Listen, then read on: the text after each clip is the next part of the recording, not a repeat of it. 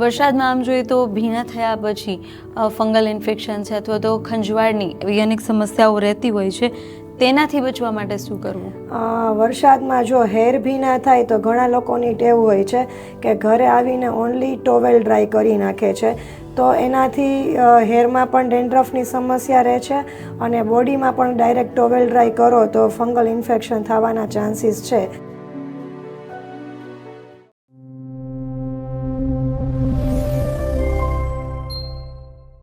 નમસ્કાર દર્શક મિત્રો, બોમ્બે સુપર ટાઈમ્સમાં હું છું આપની સાથે જાસ્મીન.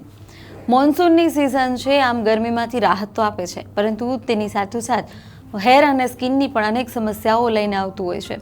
ત્યારે આ મોન્સૂનમાં તમારા હેર અને સ્કિનની કેવી રીતે કાળજી લેવી તે જાણશું આજે આપણે. અને આપણી સાથે અત્યારે ઉપસ્થિત થયા છે આકૃતિ સલૂનના આકૃતિ પટેલ. જી, સૌપ્રથમ આપનું સ્વાગત છે. Thank you.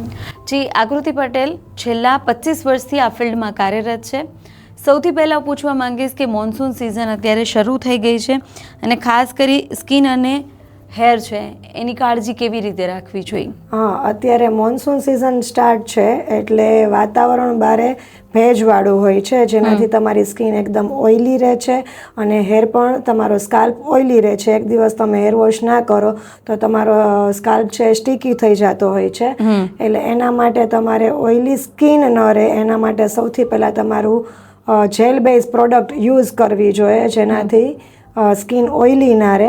પ્લસ વાત આવી હેરની, તો હેરમાં તમે ઓઇલી સ્કાલ્પ ના રહે એના માટેની પ્રોપર શેમ્પૂની પ્રોડક્ટ યુઝ કરવી જોઈએ. જી, વરસાદમાં આમ જોઈએ તો ભીના થયા પછી ફંગલ ઇન્ફેક્શન છે અથવા તો ખંજવાળની એવી અનેક સમસ્યાઓ રહેતી હોય છે, તેનાથી બચવા માટે શું કરવું?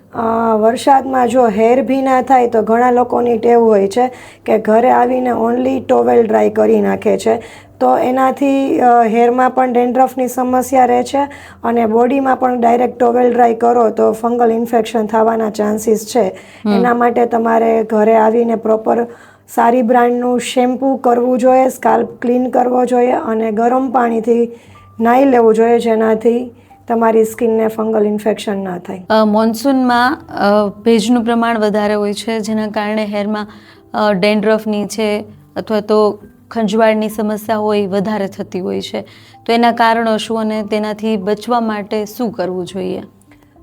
જો મોન્સૂનમાં અત્યારે ફંગલ ઇન્ફેક્શનના હિસાબે તમને ખંજવાળની એની સમસ્યા રહેતી હોય છે, બોડી પ્રોપર ડ્રાય નથી થતું, એના માટે આ પ્રોબ્લેમ રહેતા હોય છે. ડેન્ડ્રફનો પ્રોબ્લેમ છે તો એ સ્કાલ્પ ક્લીન ન હોય એના માટે ડેન્ડ્રફ થતો હોય છે, તો તમારું ક્લીનનેસ બોડીની જરૂરી છે. એના માટે properly oil free shampoo, oil free skin care use કરો, જેલ બેઝ, તો નો પ્રોબ્લેમ થાય. મોન્સૂનમાં મોટાભાગે હેરફોલની પ્રોબ્લેમ વધારે થતી હોય છે, તો શું સલાહ આપશો? હેરફોલ માટે ઘણા બધા કારણ જવાબદાર છે. એક તો મોન્સૂનમાં હેર ભીના રહેતા હોય, તમારો સ્કાલ્પ ડ્રાય ના રહેતો હોય, સતત ભીંજાવાનું થતું હોય, વરસાદનું ડાયરેક્ટ પાણી તમારા હેરને ટચ થાય તો પણ હેરફોલ થાય છે. પ્લસ તમારી સ્લીપિંગ સાયકલ, તમારી ફૂડ હેબિટ, એ બધું જવાબદાર છે. જી, આ સિઝનમાં કયા પ્રકારના હેર અને સ્કિન પ્રોડક્ટ હોય એનો ઉપયોગ કરવો જોઈએ અને શું ઘણા લોકો એવું માનતા હોય છે કે સનસ્ક્રીન લોશન છે તો એ ઉનાળા દરમિયાન જ લગાડવું જોઈએ, તો શું આ સિઝનમાં સનસ્ક્રીન મોઇશ્ચરાઇઝરનો ઉપયોગ કરવો જોઈએ? 100% મોઇશ્ચરાઇઝર તમે ઓઇલ ફ્રી યુઝ કરી શકો છો, જેનાથી તમારું સ્કિન ઓઇલી રહેતી હોય, ચીપચીપી રહેતી હોય તો એ ઓઇલ ફ્રી મોઇશ્ચરાઇઝર યુઝ કરવાથી સ્કિન ડેમેજ પણ નથી થતી અને સ્કિનનું બેલેન્સ પણ જળવાય છે.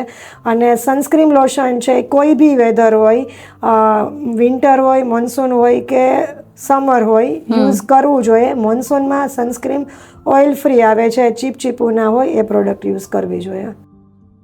સનસ્ક્રીન છે એ તમે વોટરપ્રૂફ સનસ્ક્રીન યુઝ કરી શકો મોન્સૂનમાં. અચ્છા, ખાસ આ સિઝનમાં અથવા તો સ્કિન અને હેર માટે આપણે રેગ્યુલરમાં પણ પાણી પીવું એ બંને માટે કેટલું મહત્વનું હોય છે? હેર અને સ્કિનમાં સૌથી મહત્વનું પાણી જ છે. જો તમે વોટર પ્રોપરલી લેશો, વોટર ઇન્ટેક પ્રોપર કરશો તો તમારું હેરફોલ પણ વધશે નહીં અને સ્કિન પણ તમારી એટલી જ મોઇશ્ચર બેઝ જળવાઈ રહેશે. હેર અને સ્કિન બંને માટે લોકોનું ડાયટ હોય એ વધારે મહત્વનું હોય છે, પણ આ મોન્સૂનમાં તમે શું લોકોને સલાહ આપશો, કેવા પ્રકારના ખોરાક લેવા જોઈએ? હા, ખાસ કરીને સ્કિન માટે અને હેર માટે નોર્મલ કોમન પ્રોબ્લેમ છે. તો હેર એન્ડ સ્કિન માટે બદામ, અખરોટ, મિલ્ક પ્રોડક્ટ યા તો મિલ્ક, પનીર એ બધી આઈટમ લેવી જોઈએ. ફ્રૂટમાં તમે ખાટા ફ્રૂટ છે, ઓરેન્જ છે, બધું લઈ શકો. ખાસ કરી મોન્સૂન દરમિયાન લોકો છે એ સ્કિન ને હેરને લઈને ઘણા પ્રકારની ભૂલો કરતા હોય છે. તો એ પ્રોપર સ્કિન અને હેર કેર માટે તમે લોકોને શું ટિપ્સ આપશો? હેર એન્ડ સ્કિન માટે મેઇન ટિપ્સ મારી હેલ્થ માટેની રહેશે કે અત્યારે માણસોનું સ્લીપિંગ સાયકલ બહુ જ ઇનરેગ્યુલર છે. તો ફર્સ્ટ તમારી સ્લીપિંગ સાયકલ રેગ્યુલર કરવી જોઈએ. સેકન્ડ, તમારું ફૂડ અત્યારે બધાને મોન્સૂનની સાથે ફેસ્ટિવલ પણ એટલા જ હોય છે. તો તળેલું, તીખું અથવા બહારે ફરવાનું એટલું થતું હોય છે. તો જેના હિસાબથી જમવાનું જે પ્રોસેસ છે એ જંક ફૂડ તરફ જતી રહે છે. તો તમારે પ્રોપરલી ફૂડ લેવું જોઈએ. ફ્રૂટ છે, ડ્રાય ફ્રૂટ્સ છે, દૂધની આઈટમ છે વધારે લેવી જોઈએ કે જેનાથી તમને બોડીને કેલ્શિયમ, વિટામિન્સ બધા મળી રહે. અને થર્ડ છે પાણી, કે મેક્સિમમ તમને અત્યારે ભેજના હિસાબે તરસ ઓછી લાગે છે, એના હિસાબે તમે રેગ્યુલર પાણી ઓછું પીવો છો. પણ પાણી મિનિમમ 3 થી 4 લીટર લેવું જોઈએ તો હેરફોલની સમસ્યા પણ ના થાય.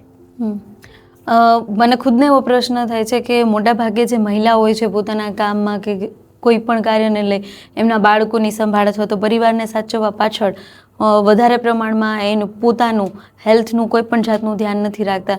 તો મહિલાઓમાં તમને આ સમસ્યા અત્યારે હાલના સમયમાં સ્કિન હેર, તમે ઘણા વર્ષોથી આ જ ફિલ્ડમાં છો, તો મોટાભાગે કેવી સમસ્યાઓ જોવા મળતી હોય છે? અરાઉન્ડ 35 અપ કે 40 અપની કોઈ બી લેડીઝ હોય એની જવાબદારીમાં એટલા બધા બિઝી હોય છે કે એ લોકો એની સ્કિન કેરને પ્રોપર ફોકસ નથી કરી શકતા. જે સ્કિન કેર રૂટીન કરવું જોઈએ કે ક્લિન્ઝર છે, મોઇશ્ચરાઇઝર છે, સનસ્ક્રીન છે, નાઇટ ક્રીમ છે, અરાઉન્ડ 40 અપ તમે જાઓ તો તમારે સ્કિન ટાઇટનિંગ, ઓપન પોર્સ એ બધી સ્કિન કેરની રિક્વાયરમેન્ટ હોય છે.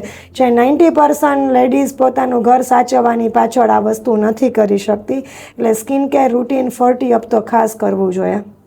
આ સિઝનમાં લોકોને તમે શું સંદેશ આપશો સ્કિન ને હેર કેર માટે? સ્કિન ને હેર માટે લોકોને એ જ સંદેશો છે આ સિઝનમાં કે બહારનું ફૂડ ટાળો, બને એટલું ઘરની વસ્તુ બનાવેલી, ફ્રૂટ કે ડ્રાય ફ્રૂટ એ બધું વધારે યુઝ કરો જેનાથી તમને સ્કિનમાં અને હેરમાં બેલેન્સ જળવાઈ રહે.